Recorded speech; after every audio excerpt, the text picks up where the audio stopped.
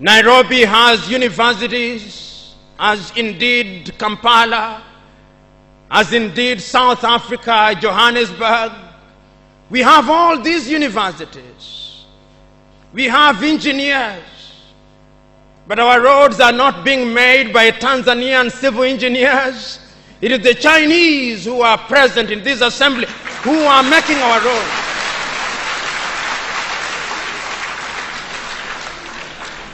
So we have engineers who cannot even make roads. We have doctors whom we have trained.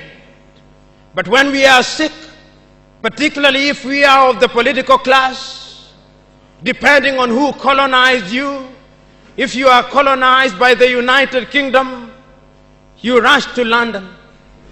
If you are colonized by the French, you rush to Paris. If you are colonized by the Portuguese, you rush to Lisbon.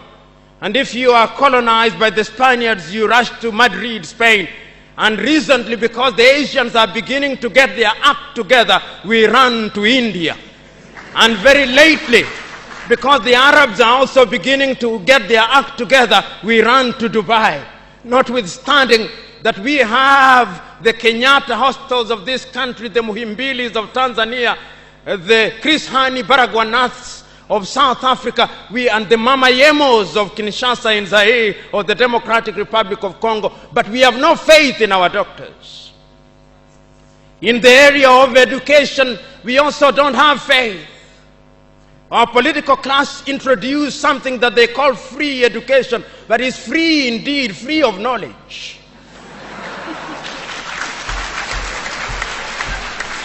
Because they are so suspicious of those institutions that the typical African politician would not dare take their children to those schools.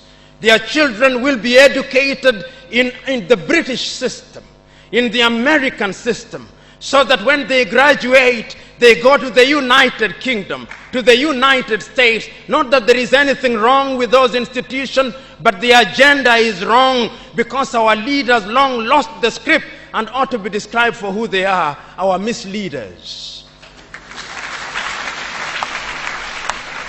But we are co-authors of our own misfortune. Whenever we are given an opportunity to elect our leaders, we are given a blank check.